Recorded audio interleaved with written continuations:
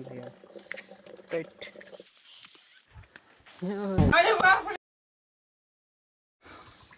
hey guys अहिले चाहिँ म छु यो अँध्यारो म चाहिँ छु अहिले पुरै यो अँध्यारो ठाउँमा अनि यहाँ रहेको छ पुरै ताल हो म चाहिँ अहिले बारी खनेर आएको अनि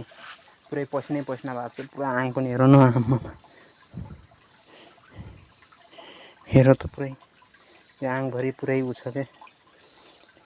माटै माटो लागेको छ अनि त्यही भएर म चाहिँ यो खोलाको तालमा चाहिँ अब खोइ भने माटो पखाल्छु अनि घर लगेर फेरि घर गएर फेरि नुहाउँछु सो अब नहाएको भिडियो हेर्नुहोस् है त रातको नुहाउनुको मजा आएको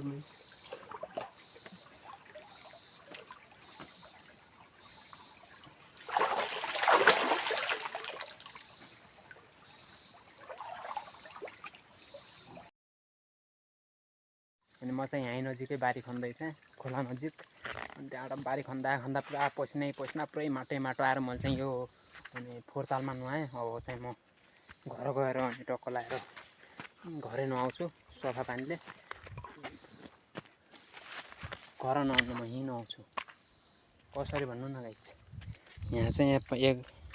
यहाँ पानी रहेछ सफा पानी हो यो चाहिँ अनि यो पानी चाहिँ अब लिन आउँदैनन् अनि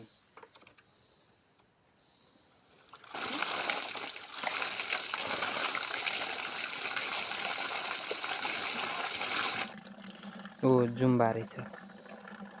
कैसे दिखेगा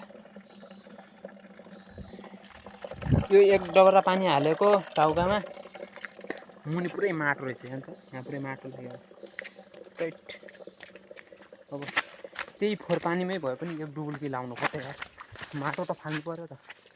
बरु घरै गएर नुहाउनु पर्यो अब बल्ल बल्ल सफा पानीमा नुहाएर गएको फेरि यहाँ आउनु पर्यो र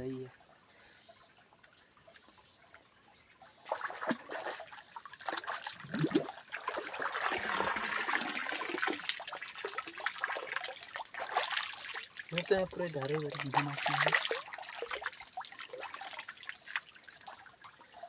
हाइट जाना परेगा मुझे घरै गर्नु आउनु पर्यो अब यस्तो बाटो छ यहाँ चाहिँ घाँस पलाएर छ 7:43 मतलब 8 बज्नै लागेको छ बज्नेवाला आकाश चाहिँ पुरै बादल लागेको छ ओ माई गड यहाँ त पानी पर्न लागेको छ यहाँ चाहिँ अँध्यारो भइसक्यो मोबाइलले चाहिँ अब रातिको आकाशमा प्रायः उज्यालै देखाउँछ क्या मेरो ओ माई गड यहाँ चाहिँ अब 2 मुठा घाँस लगाउँछु क्या भन्ने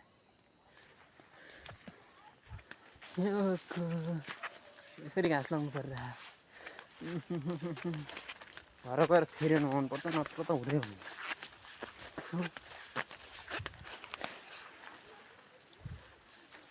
कपाल अगाडि आएर आँखै देखिरहेन अब चाहिँ देखिरहेको छु लाइटले गर्दा गाइस अनि हामी चाहिँ अहिले पुरै नुहाइ धुवाइ गरेर पनि बाटोमा हिँड्दैछौँ हामी चाहिँ अहिले जाँदैछौँ बर्थडेमा जाँदैछौँ यहाँ चाहिँ आप पनि रहेछ केटाहरू पनि छ यहाँ गीत बजाइरहेछन् टक्क लाएर होइन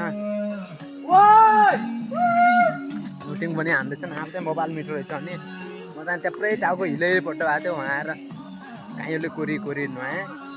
भित्रसम्म बालु पसेको थियो टक्क लाएर नुहाइयो अनि अहिले रातभरि बर्थडे हेरिन्छ फेरि भोलि बिहानभरि सुतिन्छ सो आजको लागि यति नै हामी बर्थडे हेर्न जान्छौँ फेरि भेटौँला गाइस बाई बाई